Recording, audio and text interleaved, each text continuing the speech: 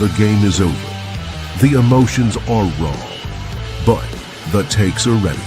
It's time for Postgame Live with Jared Stillman.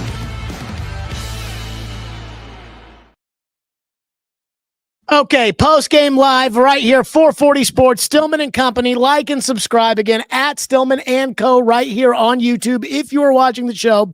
Broncos win 20-12. And I have to be honest with you guys, I was a little shocked. I was a little shocked that the Titans were able to make the game what it was, which was a competitive game against the Broncos. I thought they were going to go into Denver, and I thought they were going to get absolutely housed. And that did not happen. So credit to them. But everything else outside of that was a total fucking disaster. I mean, I don't even know where to begin with that game against the Broncos. By the way, Brian Callahan's press conference, when he meets with the media, we will have that live coming up after the game, or whenever that happens. We will have the Callahan press conference. We will have the Cam Ward press conference coming up as well here on the program whenever they get going. Now, that being said, I don't even know where to begin with that Titans loss. I thought they were going to lose. I thought it was going to be a blowout. So I at least give them credit that it wasn't that it wasn't, that bad. But after that, I mean, Brian Callahan before the end of the half, and this was a game where early on, the Titans really confused Bo Nix. They had him doing a bunch of stupid things out there. He was turning the football over. He was getting on his receivers. He was, in my opinion, getting a little cocky and getting a little arrogant and kind of the things that really will ruin a team, piss off everybody around him. And I actually sat there and I thought, oh my God, this is good. I'm thinking, this is good. Like, this is good for the Titans that Bo Nix is acting this way. Tennessee has a 6-3 lead with 40 seconds left and the ball down around, I don't even know what yard line it was at. I can pull it up. I don't even know what yard line the ball was at, but I sent out a tweet. And I said on the tweet, I said, a lot of people on this app, on Twitter, they're not going to like this, but it's the right call to go to the locker room up 6-3. Again, nobody thought you were going to win this game. So to go up 6-3, you have all the positive momentum. Cam had settled into a groove. Bo Nix was playing on his heels. Denver is supposed to beat the shit out of you. So the fact that Denver would go into the locker room losing at the half, it's just, I'm sitting there thinking, okay, this is exactly what I would have wanted. And then Callahan, with coaching malpractice, which is kind of what started everything bad that happened today, which again, I have been harping on for months. Callahan doesn't know what he's doing. And I've been saying that for months. And every time I say he doesn't know what he's doing, people sit there and they say to me like, oh, Jared, you're a hater. Oh, Jared, you don't understand. Oh, Jared, you don't. I'm like, guys, this Pee Wee program, it's not going to work. This Callahan, it's not going to work. This idea that it's not going to work. And I knew it because as much as I like Callahan, and I do, he's a nice guy. I do think that the nice guy stuff, I think it's genuine. The guy can't coach. He cannot coach. So they have the ball down inside their own fucking whatever it was, 5-yard line, 3-yard line, whatever. And I'm like, go to the locker room. Denver has 2 timeouts. Let's use simple mathematics. The play clock is 40 seconds. Each play you run is probably 1, 2, 3 seconds. There's 40 seconds on the clock. You run the ball the first time. Maybe Denver calls timeout. They probably don't because they can do math in their heads. But you put it down there, they call timeout. Okay? Then you run it again. They call timeout. Now they don't have any timeouts. You run it again, you go into the locker room 6-3. Of course, Bozo doesn't do that, and he almost gets a safety, which, again, rookie quarterback making his first start on the road, I'm not putting that on Ward. I'm not putting word. If you had Aaron Rodgers back there, you said, Aaron, whatever you do, make sure you don't take a safety. Whatever you do, make sure nothing bad happens. Whatever you do, that'd be one thing. But that's not Aaron Rodgers making his 800th start. That's Cam Ward making his first start. Now, he did kind of get bailed out because Chimere DK took the kickoff. Thank God special teams actually did show up today. DK takes the kickoff and they kick a field goal. But again, they got 7. You got 3. Mathematics, Callahan's a moron. So then the second half starts and there's going to be adjustments made. And yet Bo Nix still played like crap. He was awful. He was terrible. Still just playing like crap. And you got turnovers. And at that point, I thought, hey, you know what? The Titans, they might actually have an idea here and know what they're doing. And they might be able to give Cam Ward an opportunity. And then all of a sudden, it just all went to shit. And they get the turnover on the punt. And the play calling wasn't very good. The defense was gassed. They got guys holding their shorts, which of course happens when half your defense, L'Jarius Sneed and Tavondre Sweat and all those other guys, when those other guys never practice, you're going to run into that problem. And so I see the defense. They go back out there. The defense gave it the best shot they could. The offensive line, when they were on their heels and Denver could, really pin their ears back and come after them, the offensive line struggled. That's going to happen. I actually think the offensive line is better than they used to be. I'm not going to put that on them. But between Callahan's terrible coaching, the fact that the receivers cannot catch, Calvin Ridley had a couple of drops, I.O. Manor had a drop on a ball he's got to catch. Cam turns down, sidearms the ball. I.O. Manor's got to catch the ball, and he doesn't. Ridley's got to catch the ball, and he doesn't. And then at the end of the game, and this to me is just, it's typical Titans. And it's typical Callahan. So after Brian Callahan, on the first day, see, when Brian Callahan didn't get fired in the offseason, and I was the one that told you that I had heard, the word on the street was that Brian Callahan that Chad Brinker did not want to retain Brian Callahan, and Amy Adams Strunk said, no, I like him. Let's try to keep him in as coach. I did not have an opinion at that point in time. Like, I did not have an opinion of, hold on, it says the mic, let me turn it down. Maybe that's what, again, I'm trial and error running. All right, how's that? That sound better? Thumbs up, thumbs down. You tell me. So, again, when it comes to Callahan, I did not feel like Brian Callahan should have been fired or should have been. Let me turn that up. How's that? Is that better? I did not think Brian Callahan should have been fired at the end of the year or not been fired. I thought they should have completely cleaned house. And when they went out there and completely cleaned house, then they should have decided with the new general manager, do you want to keep Callahan or not? Of course, that's what they didn't do. They just said, well, we're going to bring Callahan back.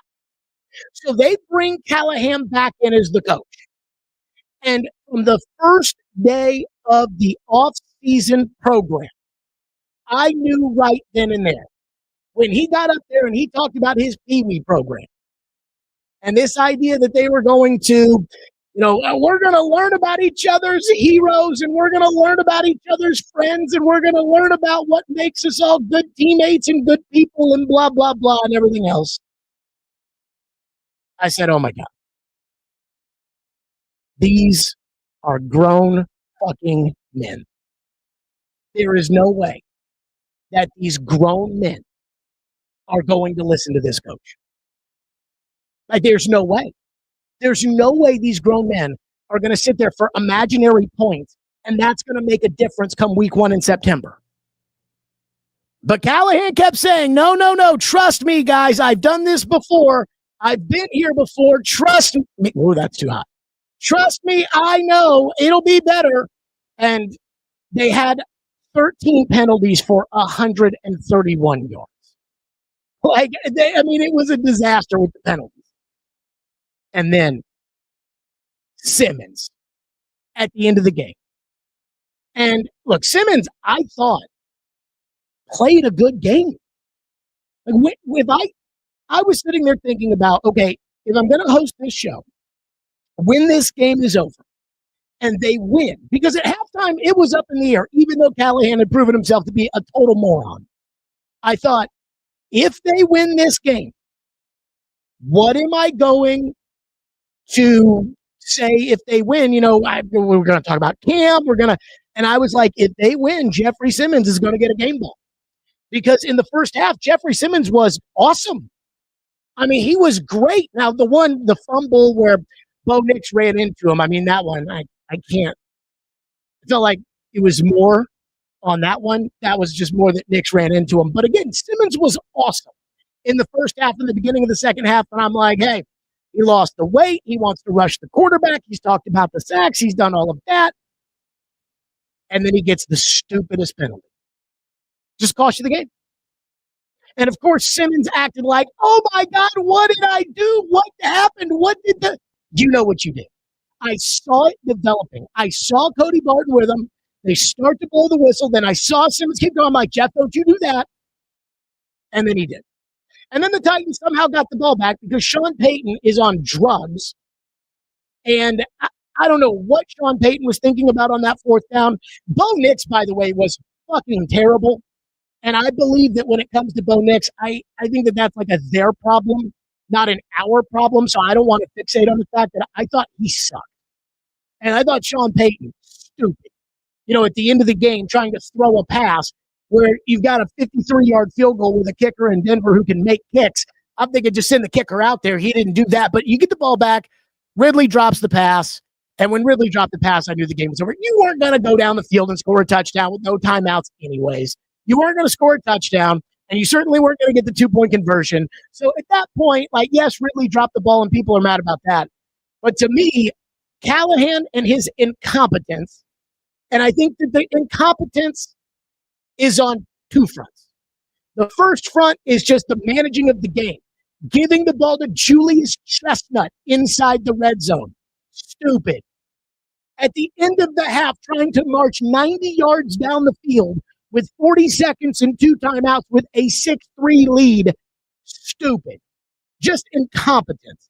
And then I think there's the big picture stuff, like the Pee Wee program in the offseason, where Brian Callahan is trying to get these guys to buy in and kiss each other's ass and tell everybody how much they love each other and be best buddies, and that's going to make a difference between how we line up. And again, 13 penalties for 131 yards. So that's first.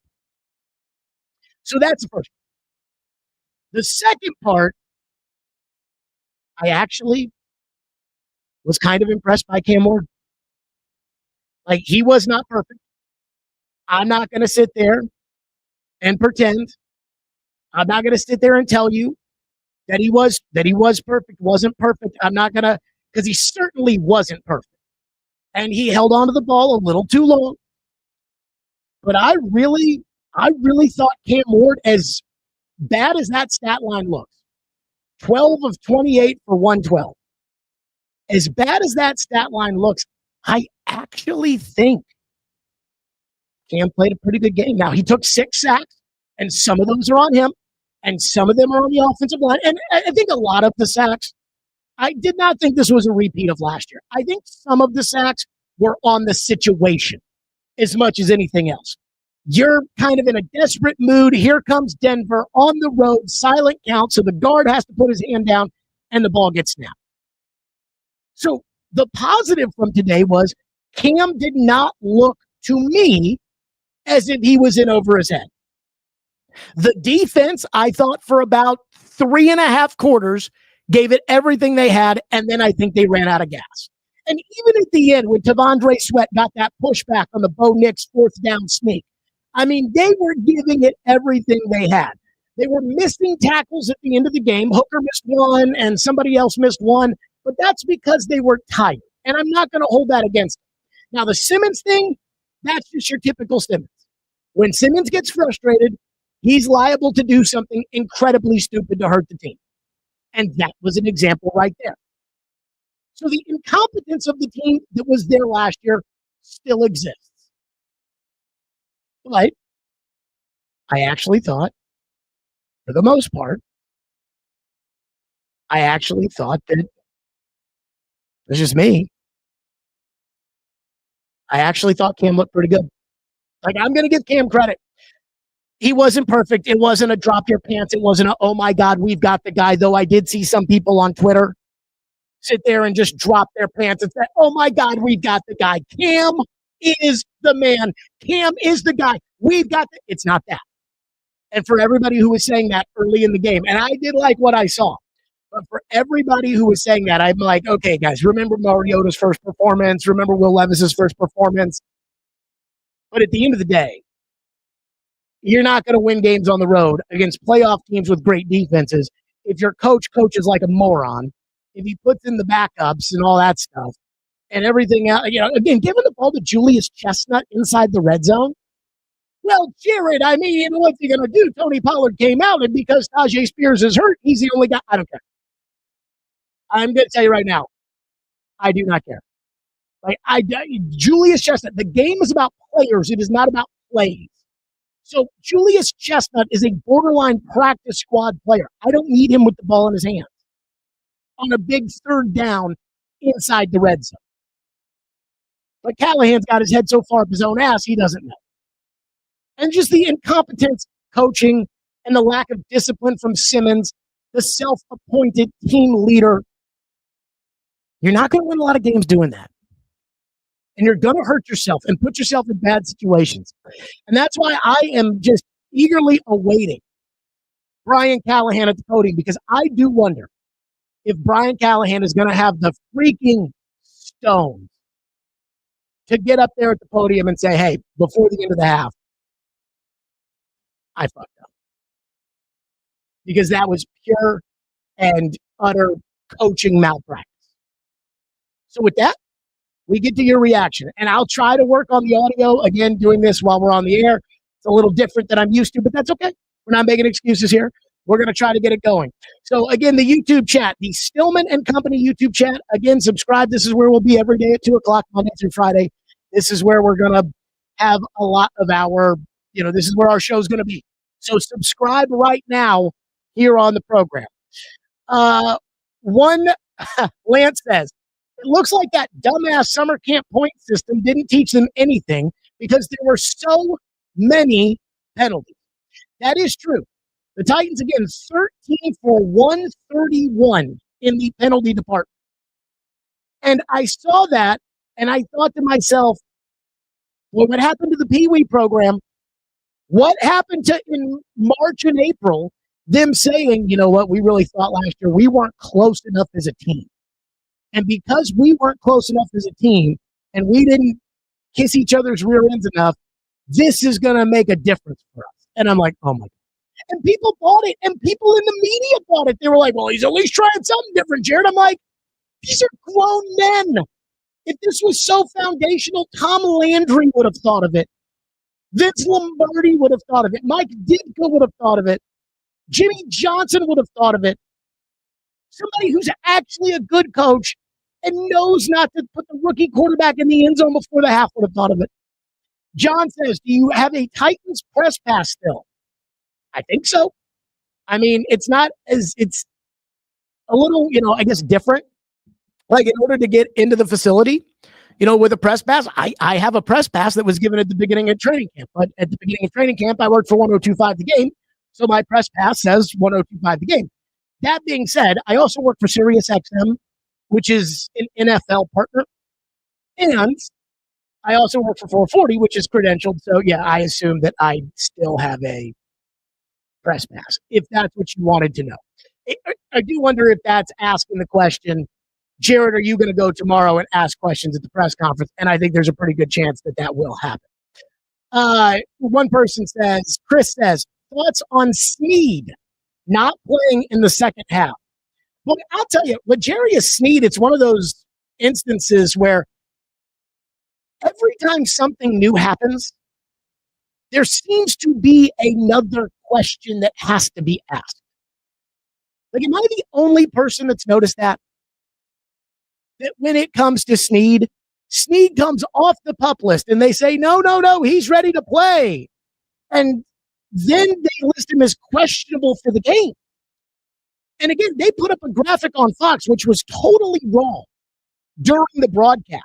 They put up a graphic that said L'Jarius Sneed missed the last 5 games last year. That's not true. He only played in the first 5 games. He missed all the other games, the last 12.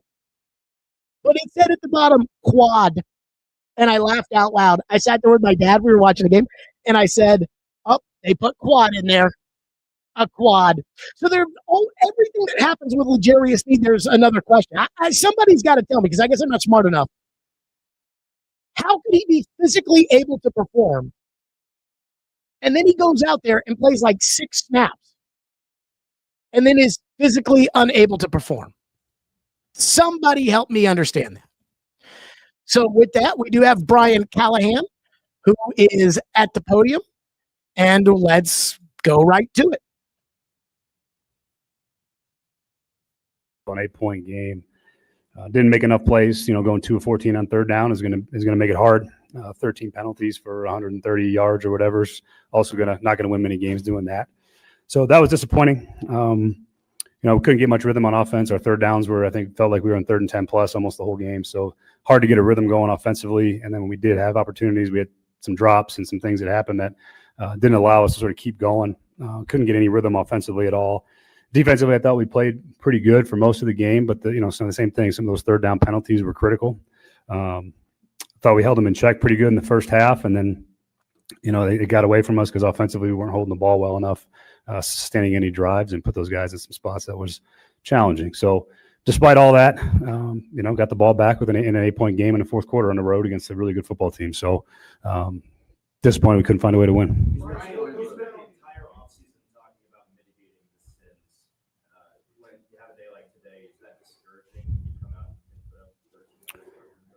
Yeah, I'm just disappointed. I'm disappointed in that. I didn't obviously foresee that being the reason that would make the game really challenging. So, disappointed. I thought we would be better than we were, and we weren't. So we got some things to clean up, and we got to get ready to go for the next one. Yeah, I was trying to be aggressive to see if I can get the ball moved out from underneath there, and we've kind of gotten a little bit of rhythm, so trying to take advantage of some momentum potentially, and it didn't really work out in our favor in that point. Absolutely, it is. Yeah. It's a wild swing in the end of the first half that I was, tough to overcome those when you put yourself in that spot. And again, trying to be aggressive, see if we can get the ball moving back forward the other way a little bit, and didn't really work out for us.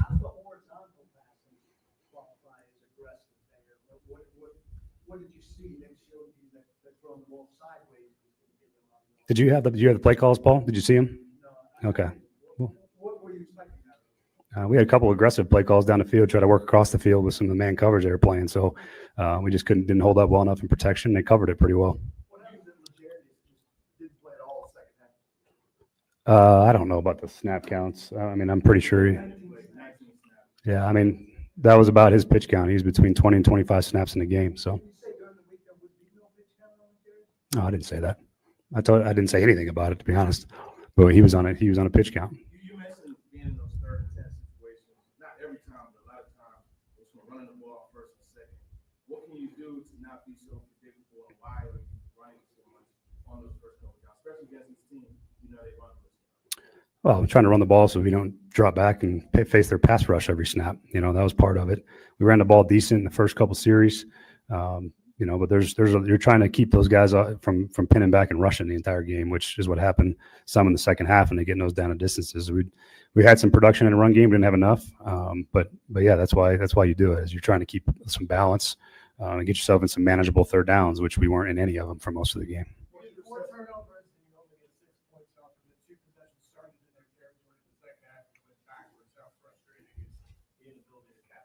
Yeah, incredibly frustrating. Yeah. Those are opportunities to score points and put the game away, and we didn't do it.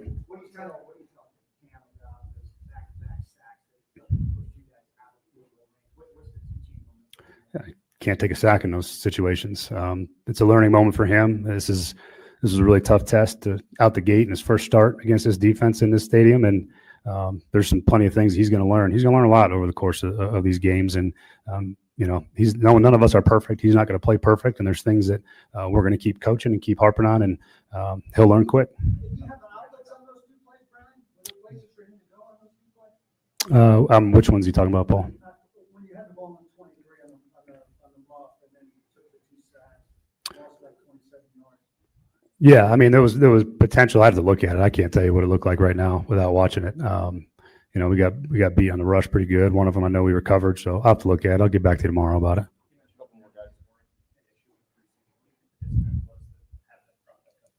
Don't know. We'll find out. We got to do a better job in that area. Some of the things were disappointing, but some of the penalty stuff, you're at the mercy of who's throwing flags and what they see and how they see it, and we got to make sure we're playing within the rules. Mm-hmm. New series, etc. What can you do to corral that? Because that's something that happened a lot later. Yeah, things that I thought we had grown from, and obviously we got to do a better job still. We're not there yet.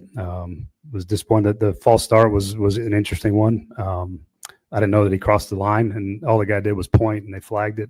I didn't think he actually crossed the line of scrimmage and got back. I thought you had to touch a guy, but and then the last one, he's playing hard and trying to play through the whistle, and he makes contact, and it looks probably a lot worse than it really was. But again, they're going to call it, so we got to pull off of those things, and we got to do a better job.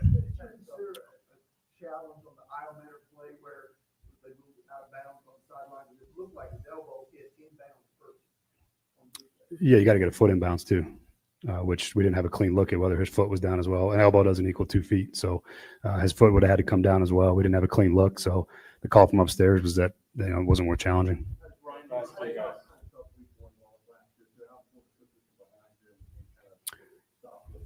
Yeah, it's the NFL. I mean, the next game's coming in 7 days, and we got another good team coming to our place, another playoff caliber football team.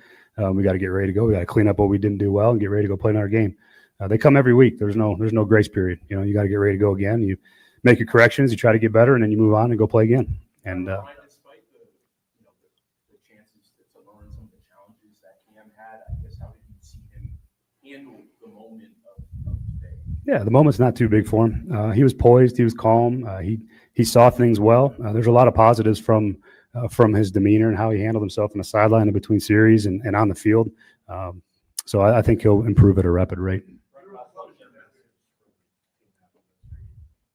Encouraging given the fact that we're in this game already. Expressing disappointment. I think both can be true. I think there's some things that are encouraging, but I'm very much disappointed that we lost. I'm very much disappointed in the things that we didn't execute well enough, and I'm disappointed in the penalty process. I didn't think that that was something that was going to show up the way it did today, for obvious reasons. And there's plenty of disappointment, but the encouraging part is that we found our way to be in this game for most of it, and we just got to find a way to play better when we need plays to be made. All right, thanks, guys. Thank you. There you go. That was Titans coach Brian Callahan at the podium. We will, I guess we will wait for Cam Wharton and Cam gets up there. We'll hear what Cam had to say. So I did hear what a lot of you heard, which was Callahan getting sassy with Saharsky. And I don't exactly, I'm kind of listening and I'm kind of managing. Somebody tell me, what was the ask in which Callahan was like, oh, did you have the play calls? Did you have those play calls, PK? Did you have the play calls? Because I don't know what it was when it came to whether or not they had the play calls. But, man, Callahan was pissed. And I have to say, when it comes to Callahan, the one thing that he needed to say, he didn't say. And that was he needed to say, I screwed up. That's what he needed to do. He needed to get up there and say, hey, what happened before the half, that's on me. And I'm sure in his head, he thinks he did the right thing. First of all, how about Fox? Which I didn't even like this broadcast crew, but Fox was just dragging Brian Callahan on the broadcast. Just crushing him for what he did. I'm sitting there with my dad watching the game, and I'm looking at my dad. It's 6-3. The Titans end up getting the ball at the 5-yard line, 3-yard line, whatever yard line it was. And I sent out a tweet. And I said, look, this app's not going to be happy about it because Titans Twitter at the time was all obsessed with how Cam was playing. And I said, I think people on this app are going to be upset, but they need to go to the locker room up 6-3. I kind of feel this way when it comes to hockey. Sometimes I'll be watching a game, and I'll say sometimes, like, whatever you do with a minute left, just go to the locker room. Just go to the locker room with the lead. Don't try to do anything crazy. Don't try to do anything fucking, out of your ass. Like, try to march 90 yards down the field right before half or 70 yards to go kick a field goal. Don't try to do something crazy. Just go to the locker room up 6-3. That's all I need. And then when I saw him throw it on first down, I thought, oh my God, this guy's an idiot. But hey, he threw it on first down, so then you go run the ball again, and now you're going to have to punt back to Denver, but they won't have any timeouts, so, not the end of the world. And then he threw it again. And then he threw it again. And I couldn't believe it. I couldn't believe it. And I'm just sitting there, and I tweeted out, I said, he's a fucking moron. Like, has this guy ever played Madden football before? Like, this guy's nuts. What's he doing? And again, where's everybody else on the sideline? They have a guy, they actually pay a guy. I don't know who it is. They pay a guy who sits up in the box and tells Callahan, like at 4th and 3, he looks at the play chart like it's blackjack, and you say, okay, I got 11 against a 6, double down. They have a guy up there whose job it is to tell Brian Callahan, hey, go for it here, don't go for it there. Where's the guy up in the box to say, Brian, there's 40 seconds. We're 8.5-point dogs on the road. We have a 3-point lead with a rookie quarterback inside our own 5-yard line. Let's go to the half up by 3. Where is that guy? But again, I wondered when I saw this, I thought, you know what? When it comes to Callahan, I just wanted Callahan to get up at the podium and admit that he screwed up. And that's all I wanted. And I didn't feel like I heard that from Callahan when it came to I didn't feel like I heard that. The accountability. That, again, if you're going to be a good head coach and you're going to be successful in the NFL, you're going to have,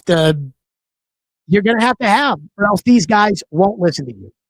Now, I got to tell you guys that the YouTube chat's got me all screwed up with the audio, so I've been fucking around with it. So is it good? Is it bad? I don't know. You tell me. I'm trying to figure this all out. Again, we've done this for a week, and I think we're doing a pretty good job. I got to say, that was awful, what he did at the end of the half. And then, again, Callahan's got to get up there, I think. He's got to get up there and he's got to say, hey, I screwed up. I do want to get to this comment in the YouTube chat saying, correct, the rule is that an elbow equals 2 feet, which he had in bounds. Callahan said you needed an elbow and a foot. And I thought I heard that right in the press conference. I thought I heard Brian Callahan say, like, no, you need to have an elbow or that an elbow doesn't equal 2 feet. I'm pretty sure an elbow equals 2 feet. Like, I'm pretty sure that in the NFL, an ass cheek is 2 feet, a knee is 2 feet, an elbow is 2 feet, a hand is 2 feet. Now, I may be wrong.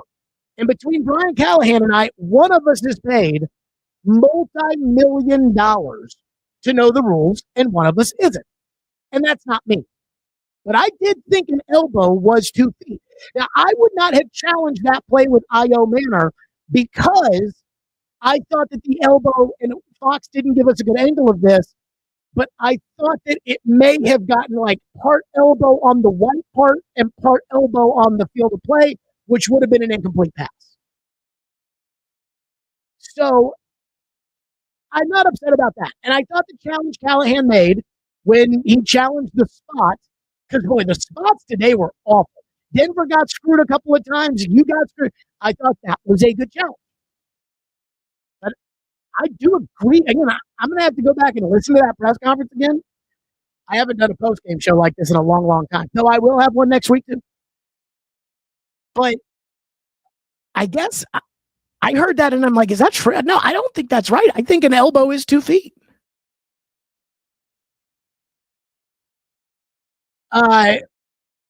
One person says, Callahan is a nepotism hire. Any other 3 and 15 head coach would have been fired by now. Callahan is not a nepotism hire. I think the reason Brian Callahan was hired, and this is just my opinion, but I think the reason that Brian Callahan was hired was simply because Brian Callahan was the opposite of Mike Vrabel, who, by the way, the great Mike Vrabel, anybody else notice the great Mike Vrabel lost today? But Mike Vrabel was an a-hole, and Mike Vrabel pissed a lot of people off, and Mike Vrabel was a real jackass to the owner and everybody else. And he was the guy that you saw was the guy he was to pretty much everybody. And Mike Vrabel wasn't an offensive guru. So they wanted to go get an offensive coach, which had been working in the league. It had worked in San Francisco. It had worked with the Rams. At the time, it was actually working for the Dolphins. It was working for different teams. To go get that offensive guru coach, pair him with the young quarterback, and then see where they go. And Callahan was so likable and so articulate and so nice. And again, you're coming from big, bad Vrabel. And so they wanted articulate and nice and goes along to get along. And there was time last year where he was asked about Amy and the conversations he has with Amy. And he was like, she's been in this league for a long time. I'll tell you, she knows a lot about this game. And I sat there and I thought to myself, wait a minute. That is some grade A ass-kissing. But that's what Amy wanted because Vrabel didn't do it. And you do need to ass-kiss the owner. But he's not a nepotism hire, even though his dad was a coach.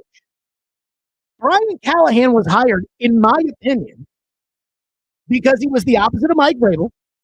He was an offensive coordinator on a team that was good, which is how you get jobs in this league. You're an offensive or defensive coordinator of a good team. And he was the exact opposite of the guy he was replacing. We see that all the time, by the way. But the incompetence, like the way he handled Colt Anderson last year, that was a red flag to me. And I wanted to see changes during the year. And I didn't see any changes in the offseason. It was all the same sunshine pumping bullshit. Well, we're going to play rock, paper, scissors this year, and rock, paper, scissors is going to make a big difference as to whether or not we're going to be any good. And I saw that and I thought, oh, bull crap. And I was right. Because that Pee Wee program that was supposed to cut down on the penalties and was supposed to cut down on why they lost games, they had 13 for 131. Terrible. Just terrible. And then Callahan himself, again, this was supposed to teach the team accountability.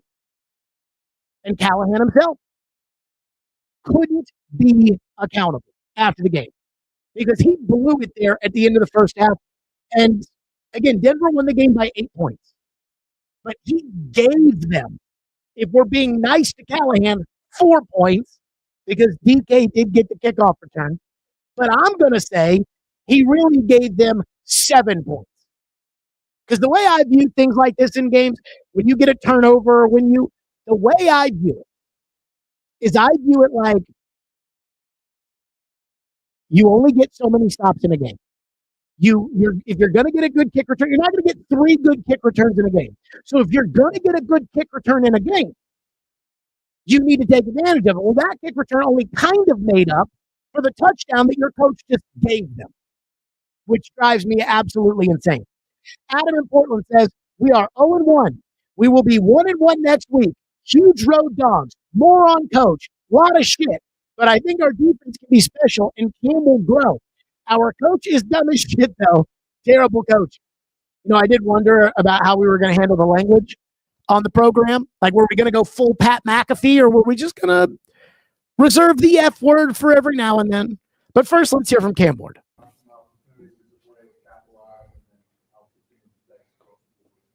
Well, I mean, we didn't score a touchdown. That's really the biggest frustration.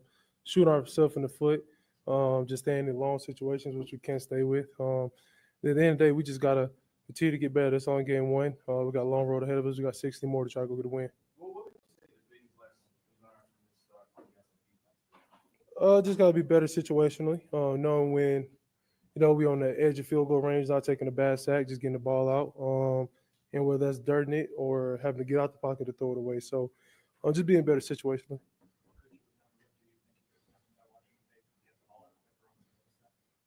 Um, I would say just whether it was checking something or just to get the ball out, I would say just throwing guys open more, giving the chance for my receivers to make a play.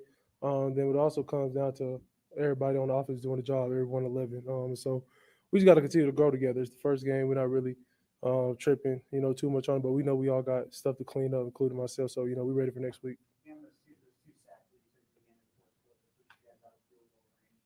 After you take the first one, you think, all right, this happened and it can't happen again. I know everything's so fast, but what are you thinking, I guess, during the second one, it ends up pushing you guys out?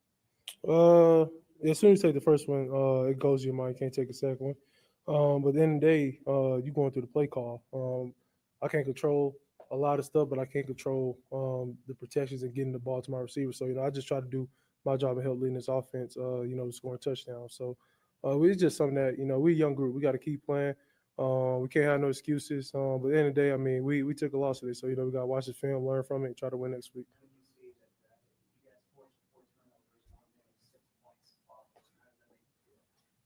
Shit, ass. Honestly, I mean, we ain't scored a touchdown today. So, I mean, the only way is up. I mean, try to score a touchdown next week, try to score a couple of them next week. So, we just got to keep on grinding, keep leaning on each other, continue to, just get in and out of the huddle. I think as the game went on, we got better at it, getting out of the huddle, not letting the crowd make a factor. But I mean, it's our first game together. We get a lot more opportunities to practice this week, try to go beat the Rams.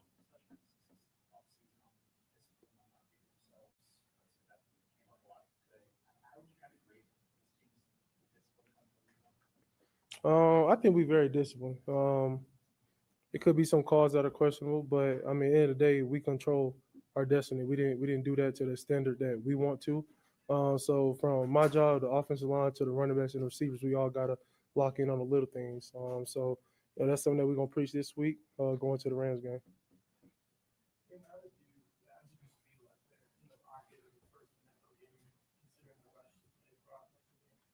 I felt good, honestly. I felt alive again, just finally being alive, knowing that it's not a preseason game, it's a real football game. But I mean, the rush that you get, I mean, it's unbelievable. It's something that you wouldn't want to trade for the world. So I'm blessed to be in this position. I'm blessed to have guys around me who believe in me. And we just really trying to get better. So we just got to continue to take it 1 week at a time. But I mean, it felt good to get out there. I'm sorry if it's a little repetitive. You feel a little bit of a sense of guilt towards the defense when they give you the ball, the way they were giving you the ball, and you guys aren't turning it into the kind of points you need to? I mean, yeah, every offense should think like that. We want to be one of the best ones out there, but then we get defense who gets 3-4 turnovers for you can't capitalize on. That's at the end of the day, that's on us. So we just continue to learn, continue to grow together, continue to connect each and every day. And I'm just ready to watch film, get to work next week. Try to go get a win. A couple more positives and you can build off of going into next week. Say that again. What are some of the positives maybe that you can build off of going into next week? That we can be explosive. We just gotta connect on the play from myself to the receiver group, but we can be explosive. Then also we're able to run the football. I think that's a plus side of our game that we can run the football if we really want to. And then Coach Callahan is gonna always put the ball in my hands. He's gonna do his best for the offense, and so I'm excited to continue to grow with those guys. One play.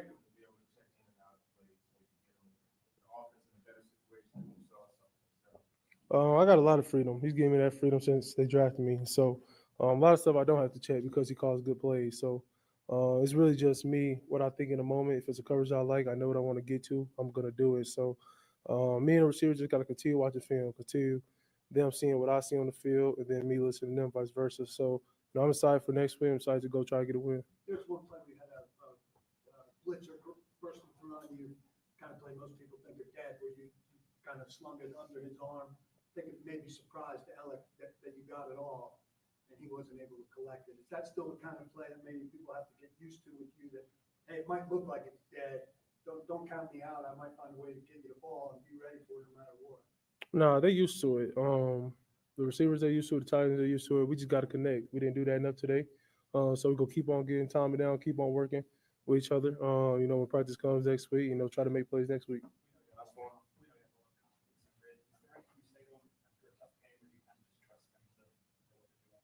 He a vet. He knows what to do, but I just continue to tell him keep playing the game. I didn't have a great game. I got to tell myself keep playing the game as long as the O-line and the running back. So we had the ball down 8 with a minute to go. We was damn near midfield. We didn't capitalize. So defense, they gave us opportunity to win the game. We didn't get the job done. So everybody on the offense, we all accountable for our actions. And so we just gonna watch the film, get better off of it, and try to win. Appreciate it.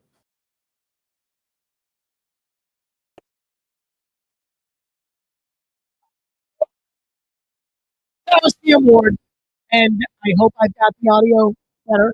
You tell me if the audio's better or not. Just, again, one person, give it a thumbs up, a thumbs down. I thought Cam Ward handled himself well. So I'm going to give him a little credit there. Again, I'm not one of these people who believes that, hey, the quarterback's going to have to get up there and say everything right after his first game. I did notice there was one thing at the beginning where Cam said, and I was a little nervous when he said this about, hey, everybody has to do their job, because that can be misinterpreted as, hey, I did my job out there, but Calvin Ridley didn't do his job because he didn't catch the ball. Alec Iomanor didn't do his job because he didn't make any contested catches. Chigakonkwo had a drop today. Dan Moore Jr. didn't do his job, so on and so forth.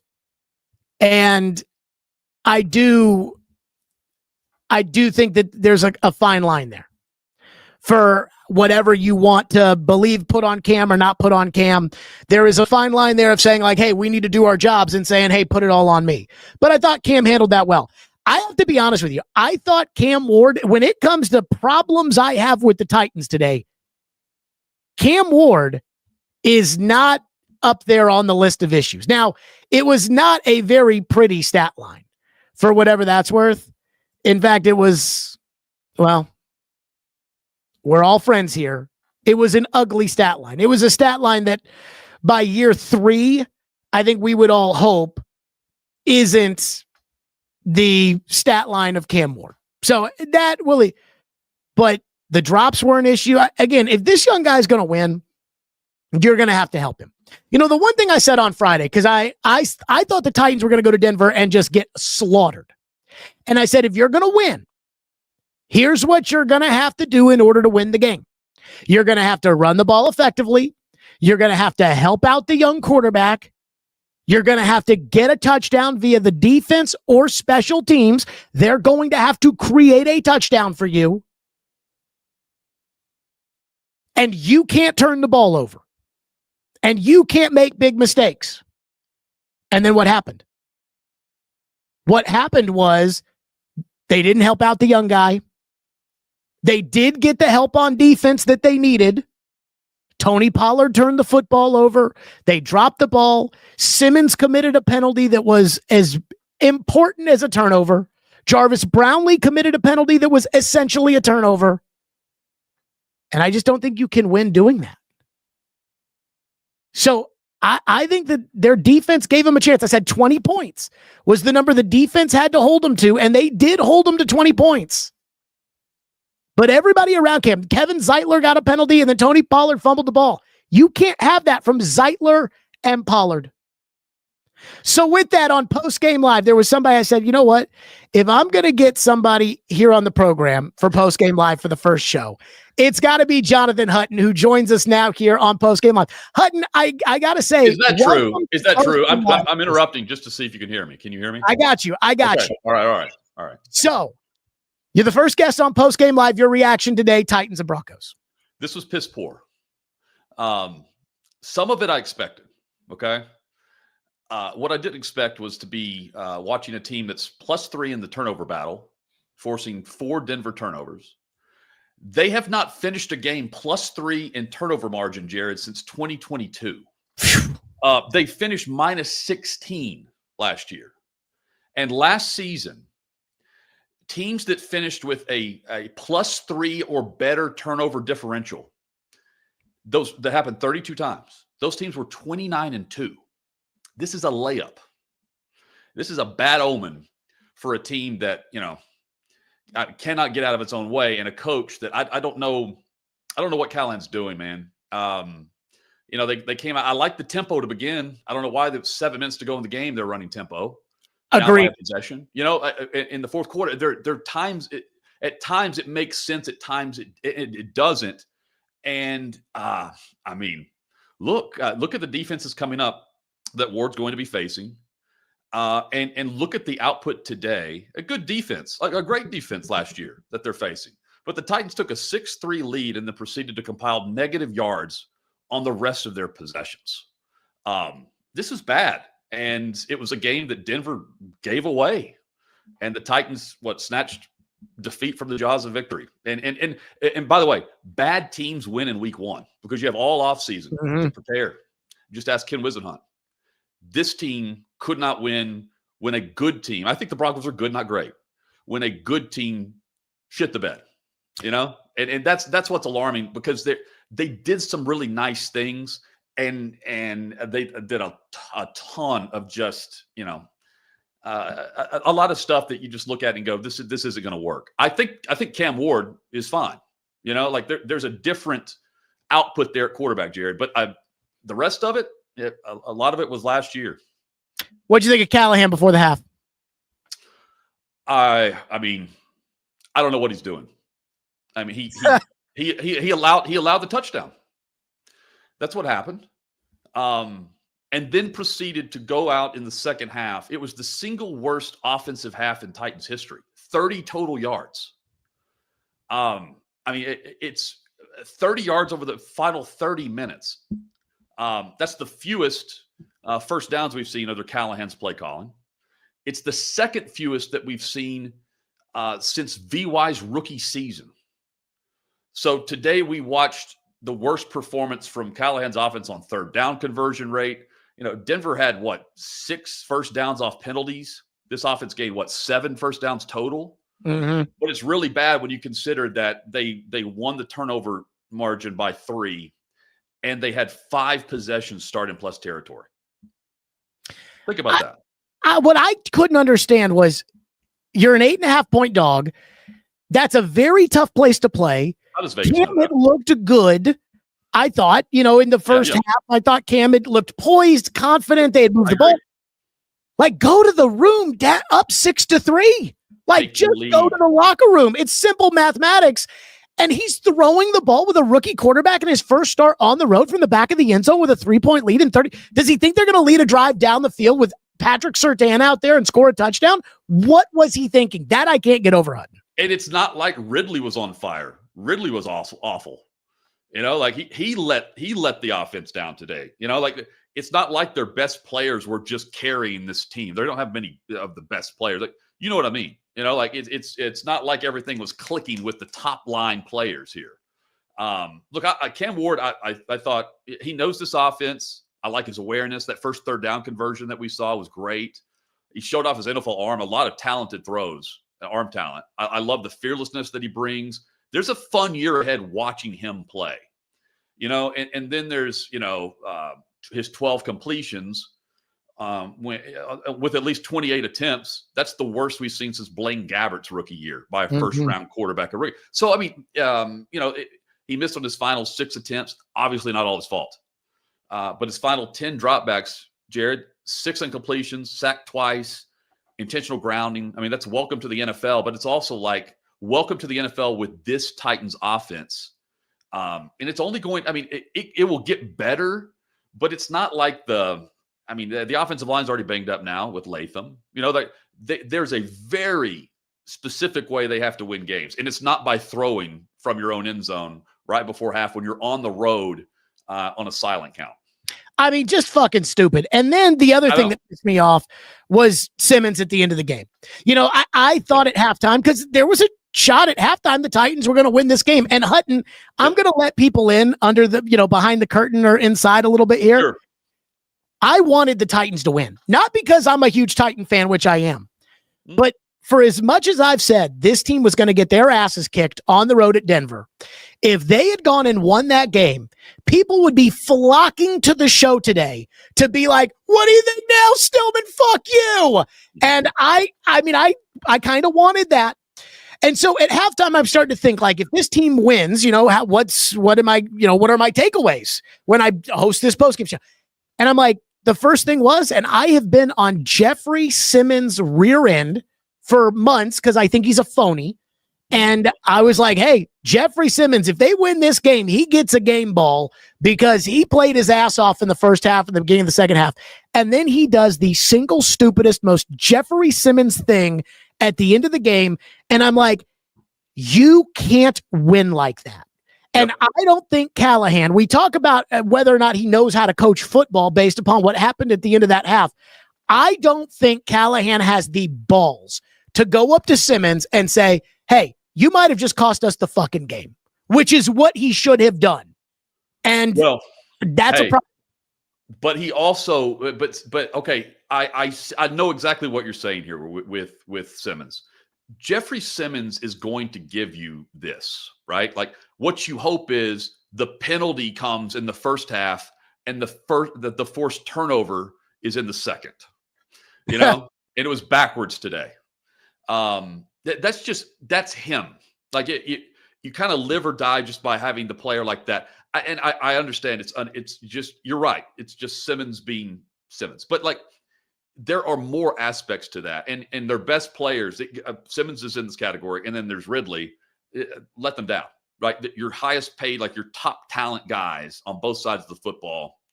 Yeah, that's not the Titans can win the turnover margin by 3 against Denver with I don't know what Bo Nix was doing today. They were playing like a preseason game, like they were just like they're installing a new coordinator, and this is the first time Bo Nix has had the same offensive play caller in back-to-back years since high school. I thought Nix. You would have thought they just fired his OC last week. I thought he sucked today. I thought he was awful. Like, again, I watched I probably watched the Broncos a handful of times last year. I was impressed with Nix, but I'm watching this game, and again, I care about the Titans, and you care about the Titans, and we all care about the Titans. But I'm watching this game, and I'm like, Bo Nix kind of sucked. Like, he kind of sucked. And they couldn't take advantage of it. What did you make of Ridley and him dropping the football? Because, boy, a lot of people are on his ass right now. They should be.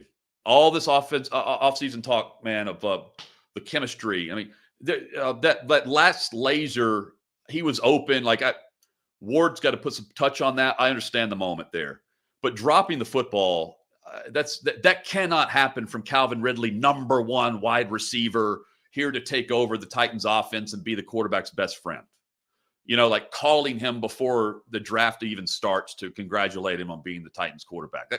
Ridley can't do that week 1. You got to have that guy show up, especially where you don't have. I thought it was clear that they missed Spears. He's not the best player ever, but like there's no outlet if they're going to keep Pollard. I think Pollard's on the pitch count. Like, they're trying to save him. 17, 18 carries. I don't know what the final total was. And they're giving the ball to Julius Chestnut inside the red zone. Yeah, whose season high for amount of carries came last year, like 21 or 22 total carries. Right? I mean, that cannot.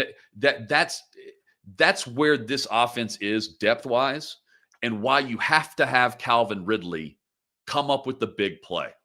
Otherwise, this team is a team that will watch their coach be fired in December. Like, if your top players aren't going to come up for you, do you really think like the backup swing tackle is going to hold up one-on-one, or the rookie tight end is going to hold up one-on-one? They didn't give it. We didn't see Ward sack for the first 5 possessions, and then the second half happened, and it's just. I feel like it's in many ways it's Groundhog Day, where you're left. It felt like a second half that was reminiscent of the first possession of the second half against Indy last year. Remember when they ran the football and went for it and they didn't have that offense to do it? Yeah. All of us last year, they wanted to be hard-nosed and grind it out and get the extra yard. And now they're just throwing it from their own 1 yard line, barely getting it out of the end zone. And then he's defensive in the post game. It's like he knew the questions were coming. And did you have the play calls, Paul? Did you have the play calls? We saw the play call, though. I mean, it's not like Ward's up there like audibling and getting to a different play. I got the impression from somebody that would know that Callahan last year was very sensitive to the criticism. That Callahan had a hard time understanding why he was getting criticized as much as he was getting criticized. And then people were saying to Callahan inside the building, like, dude, we're 3-14. That's why we're getting criticized. And they talked a bunch of crap leading up to the year that they're going to be good. Right?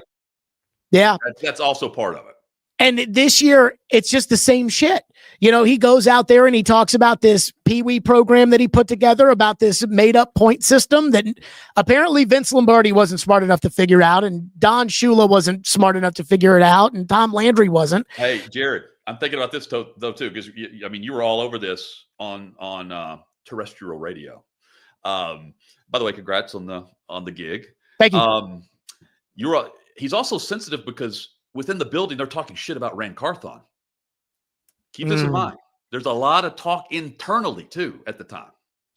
He doesn't want to be one and done, right? So, like, that there's also sensitivity to that because the inner workings and the track record is Robinson's gone, Vrabel's gone, Rand Carthon's gone. If you thought he was, worried about the reaction last year, buckle up. Because there's a new general manager paired with the guy who won the battle against Rand Carthon. Plus, at the end of the day, we all know that they can just go get Matt Nagy to be the coach from the Chiefs. That if Mike Borgonzi wants to get his guy, he can just go get Matt Nagy. And if Callahan keeps calling plays like he did at the end of the first half today, every single fan in this fan base is going to say, well, this guy can't coach Cam Ward. Go get the guy who's coaching Mahomes. We can't get Andy Reid. So go get the second best guy that's coaching Mahomes and went to the playoffs twice with Trubisky as the quarterback and stick him in there to go coach Cam Ward. That's the ecosystem that we live in. Yeah. Hey, and what will happen first though is Holtz is going to be calling plays, just like he did some of the preseason. That's the move first. See, that was the red flag to me. As much fun as I made of the Pee-wee program, and then again they get penalized 13 times for 131 yards. But as much fun as I made about that, the red flag to me was the lack of changes on the coaching staff. The offensive coordinator came back. The defensive coordinator came back. A bulk of the coaches on both offense and defense came back. They changed the special teams coach, which he had to do kicking and screaming, but it was pretty much the same coaching staff. And I'm like, all right, this guy's a stooge. He thinks like, oh no, none of me and my coaches were the problem last year. And when I saw that Nick Holtz was coming back and Denard Wilson was coming back and that's when I knew. I'm like, this guy's, he doesn't know what he's doing as coach.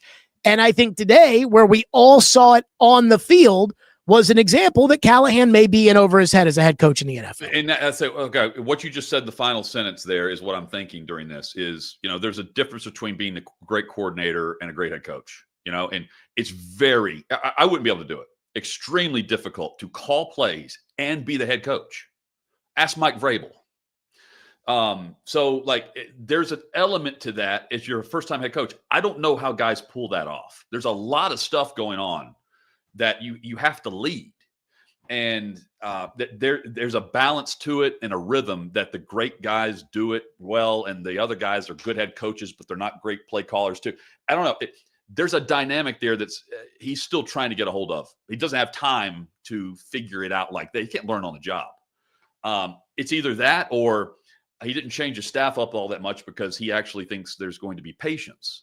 But who knows, man? It's the best thing for Cam Ward is for Brian Callahan to keep his job and actually continue to step forward. I didn't see that today, and that's with a rookie and all offseason against a solid defense. Where, why not run the football and just take the lead at half? Like let's just go back to that. Let's go to the locker That's room. a head coaching call. That's not an offensive coordinator call, right? He called that like a coordinator, not a head coach. That is I mean, that was coaching malpractice. I do wonder this though, Hutton. By the way, Jonathan Hutton, OutKick, Hot Mic with Hutton and Withrow, 10 a.m. Central Time. Yes. Every day on the OutKick channels. And subscribe, by the way. What is the new, you guys have a new YouTube page. What is the new YouTube page? Hot Mic is on YouTube. So like if you just do it, OutKick Hot Mic, you'll find it. We've got our own page now where we can dedicate more clips and highlights. Chad and I can do something on the weekend if we want to, which is what we've been wanting. So that's good. We've got that channel now. Okay, I want big picture to ask you this. I thought the Titans were going to get their asses kicked and it was going to be a total embarrassment from the beginning to the end, and it wasn't that.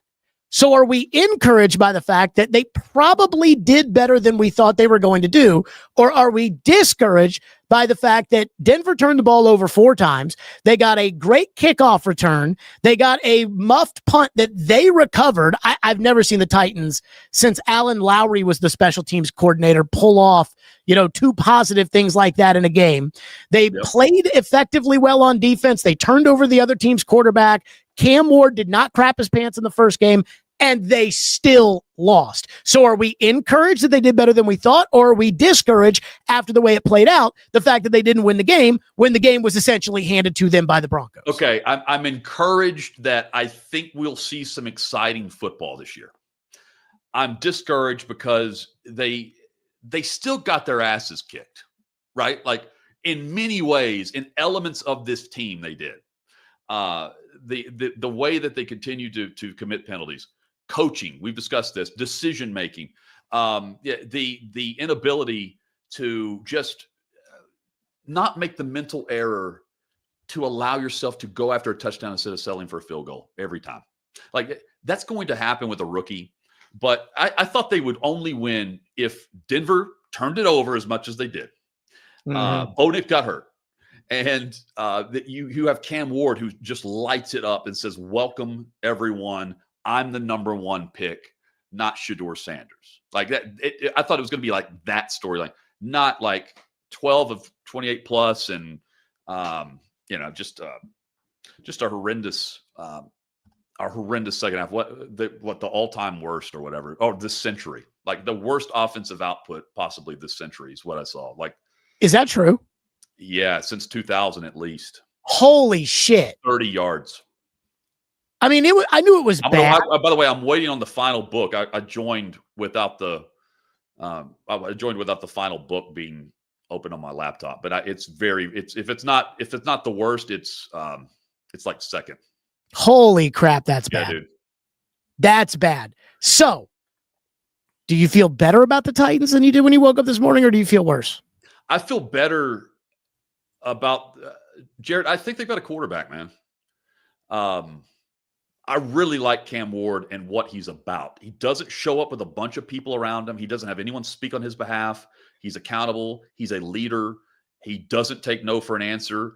He's a gunslinger in the best way. I really like what I've seen. I think he's handled the offseason the way you would expect a number 1 pick to handle it. That's why I'm encouraged and I like what I saw and I've seen over the last several months. Beyond that, dude, this is like, get ready for the dome to open. Can we get there already? Like 2027 is what we're gearing up for here. And it's not like anyone's trying to hide that this year. I'm not surprised I feel this way. It's just a bad omen when you see how everything's laid out just perfectly. And even with all of this, the team can't win week 1, Ken Wisenhunt could do that in Kansas City. Am I wrong for thinking that the offensive line, I know they gave up 6 sacks today. I think the offensive line is much better. I was disappointed. Oh, dude, I was very encouraged. Very encouraged. Now, what I'm not encouraged about is J.C. Latham getting hurt, with the hip. Because the war of attrition is going to happen, man. And this team does not have NFL quality depth. We know that too. That's why I don't think they're going to be like great. It's because teams are going to get players are going to hurt. But starting 5, yeah, man. I'm with you. They showed up in Denver, and they were really moving the line of scrimmage forward. They were protecting their quarterback, and they were getting after it. Aggressive downhill blocks, They were moving the Denver front. And I'm starting 5. Don't ask me about, Ollie and everyone else that's going to end up playing on this offensive line before it's all said and done. It's going to be a long year for Cam Ward, man. So your shot is frozen, and it literally looks like you're trying to push out a poop, and it's honestly one of the funniest things. You know what? This is the new meme of the Titans 2025 season right there. You know what? I'm here for that. Constipated and waiting on the next flush right there. The angry Jonathan Hutton, who I will say it, he won't say it, but I'll say it, should be the play-by-play voice of the Tennessee Titans, oh, God. is with us here. So I do, again, and kind of thinking big picture here when it comes to the Titans. Yeah. I do wonder, do you think tomorrow when Callahan gets up there, because I did think he was very, very, somebody says, Josh says in the YouTube chat, that's one long ass shit, Hut. So, I mean, it literally looks like you're pushing one out, which it's like I'm Randy Marsh on South Park right now. That's exactly what it looks like. So I do wonder this. Do you think Callahan tomorrow will be more accountable? Yes. For how he fucked up? Do you think he'll look back at it after the plane flight and get up there? Because I think he should get up there. He would never do this because, to your point, Amy, I think she's flies by the seat of her pants. And if you get up there and take the blame and say, hey, I'm the one that cost us the game, she may sit there and say, yeah, you cost us the game. Fuck you. You're fired. And I would be worried about that too. But I do think it will go far in the locker room if Callahan gets up there and says, I blew it. So he wouldn't do that after the game. Do you think he'll do that tomorrow? See, I only think he's got to do that in front of the team. How many of these players actually care about what? I mean, how many are actually available on shows? You know what I mean? Like even there's not many players who would say that. Like, will Ridley mention that? I shouldn't call him out because I haven't heard what he said yet. But will Ridley step up and say that he screwed up? No. Like that's what I'm saying. Like, will Jeff? No. So like I do it in front of the team if you want. But dude, like this is the problem they're in, because if you either show development, right? When I hear the word draft, develop, retain, that phrase, Callahan has to develop as a coach, as a head coach.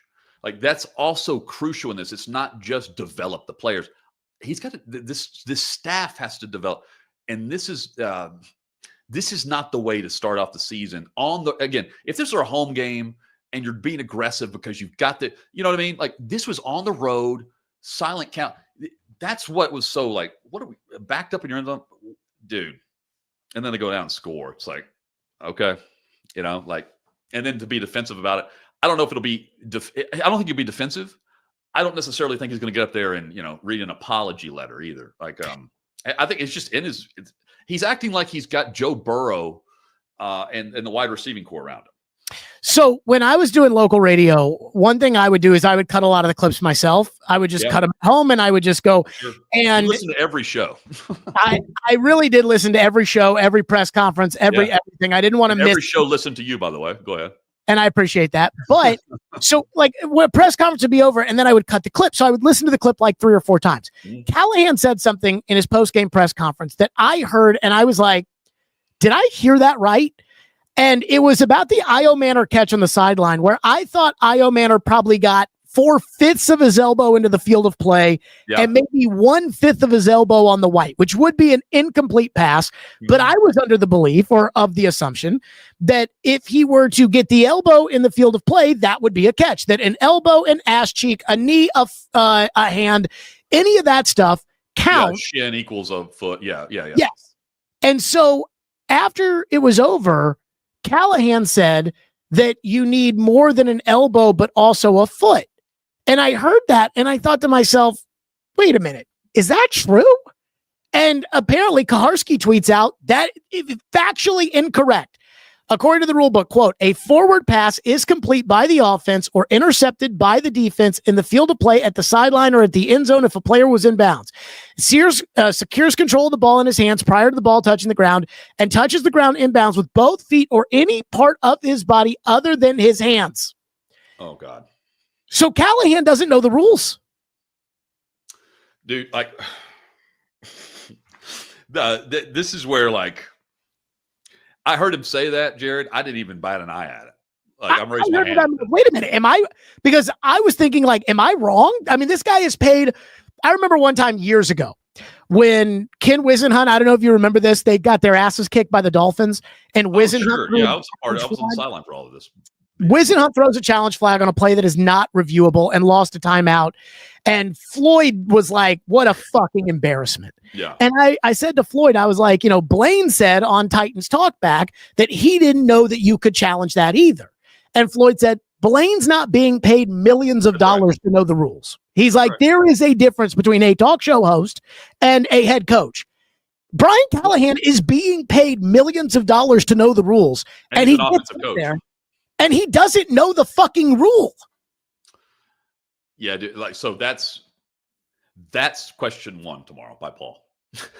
That's it, man. So will he be defensive of that? That's your new poll. Is Callahan going to be defensive of the rule book? What if he comes back and says it's an interpretation? I mean, he was clearly told that then in a headset, is what I understand. Like that would be my guess. Is that his guy that's hired to tell him? So a guy who's probably paid 6 figures to tell him when to challenge and when not to challenge doesn't know the rules. Yeah. It's like the dude that they hired in what was it in Denver? Whenever what's his face was the awful coach. Hackett had Jerry Royster or whatever was. Yes. I think he played baseball, but it's something like that. He actually became the interim head coach, but they hired him in the middle of the season to help the coach make decisions. I don't think it's impossible to be a head coach who calls the plays because a lot of people do it. Yeah. I don't think Callahan is a good head coach. I'm not convinced he's a good coordinator either. Yeah. I just think Callahan's a good yes man to a grown-up head coach who calls the plays. Well, so the big picture question is, does the locker room buy his message, his overall vibe, right? Because it's the opposite of Vrabel. It's clear what they did. Like they went the opposite of Mike Vrabel. So does the locker room buy into it? His entire offseason process, like it or not, and if it was cheesy or not, that was his goal, is to bring the team together. It was very specific, going on the road in the preseason, practicing on the road, having an old school, you can't do this anymore because it's still easier than what it was, old school training camp type vibe on the road, staying with teammates, learning. Like that was deliberate because he's got to get these guys as playing as one, like as a team. And it's a very young team that he can mold, but do they buy into it? It's a different approach than Vrabel, and man, it's certainly a different approach when it comes to what we've seen in certain game situations. It plays into the opponent's hands, even when the opponent's giving the game away to you. Hutton, great stuff. Thank you so much for joining Postgame. Hey, my request live. Yes, man. Hey, thank you for having me too, and I really appreciate it. And my request is this screenshot that I'm looking at of me with me frozen. This is forever what I will use on the show. Is that possible? At least for Postgame Live. I'm sure I can figure it out. I'm learning as I go with a lot of this shit. So yeah. Or just give the reaction. Like this is. Can you guys curse on Fox? Are you allowed? Are you allowed on OutKick to say the F word no? Is that a? Yeah, we can. Yeah. Okay, good. I've enjoyed it. Now, I do think that during the daily show, I probably need to tone it down a little bit just because there's going to be kids in the car and I want people that listened before to still listen now. But I think on the postgame show, when the coach acts like a fucking moron, I think I should be able to say it. The real Jared Stillman. I love it. We let loose on the show, but it's not like we use it just because we can. I'm not saying you're doing that. You're actually putting some thought behind the whole process of people listening in the car and stuff. It bugs me whenever it's just kind of, like McAfee used to be. Yeah, exactly. Felt kind of that was the way. Yeah, as long as it's not forced, I think it's just natural, right? There's a lot of Titans fans right now that are doing that. Hutton, they're doing it here, but they're not doing it on Talkback. They're doing it here on Postgame. Thank you so much for popping on. I want everybody to know Like this and subscribe to this at Stillman & Co. on the YouTube page. And go subscribe to Hutton's YouTube page, too, while you're here. You might as well. Yes. We need to get that out there. Yeah, because OutKick Hot Mic, we switched it right before football season, which Chad and I are trying to push to the masses. So, yeah, OutKick Hot Mic tomorrow will be a lot of fun reacting to the NFL. Sounds good. And I will be back at 2 o'clock. Hutton, Nice. Thank you, sir. Take care. Man. Everybody, thank you for joining us here on today's edition of Postgame Live. We will be back 2 o'clock tomorrow. Again, like, subscribe, be here 2 o'clock tomorrow. Plus, after the game on Sunday against the Rams, we will be here as well. Thank you all so much. Stillman and Company here on 440 Sports, the way we like to do it. And we will see you all tomorrow at 2.